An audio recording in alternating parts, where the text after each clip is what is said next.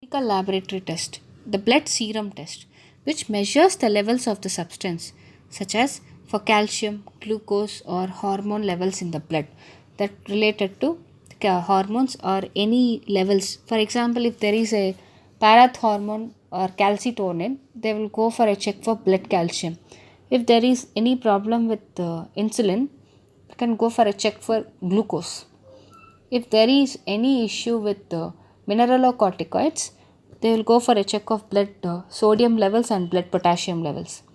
And total calcium measures the calcium in blood, use it to diagnose parathyroid or bone disorders. Radioimmunoassay measures the level of hormones in the blood. And next is fasting blood sugar. So fasting blood sugar, this is done for the diabetes patients. So measures the glucose in bloodstream after 12 hours of the fast. And next, glucose tolerance test. So measures the blood sugar level several hours after the person drinks the large dose of glucose. Okay, next, 2-hour postprandial glucose tolerance test. Postprandial, which is after meal. After meal, the 2 hours gap is been taken and the test is taken. So the measures the blood glucose level 2 hours after the meal. So when you go through with the name itself, you can understand what it is. And next, protein bound iodine test, which is to measure the T4 blood level. Iodine in the hormone becomes bound to blood proteins. And next, thyroid function test, TFT, measures the level of T3 and T4 and thyroid stimulating hormone in blood. And let's see the diagnostic imaging. One is thyroid echogram. This is nothing but an ultrasound image of the thyroid gland. Next, thyroid scan, the nuclear medicine image based on the accumulation of radioactive iodine in thyroid gland. And next, coming to the medical treatments, chemical thyroidectomy. A larger doses of radioactive iodine is given to kill the portion of thyroid gland to avoid surgery. And hormone replacement therapy, administering the replacement hormones treats the hyposecretion disorders like the thyroid, for the thyroid conditions and for the diabetes mellitus like type 1 diabetes mellitus.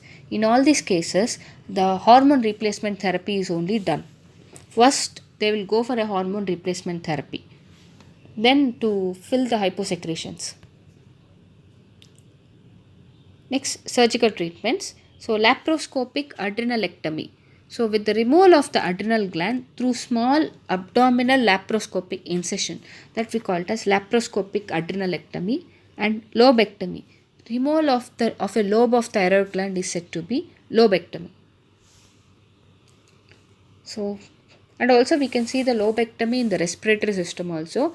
That lobectomy is the removal of one of the lung lobes.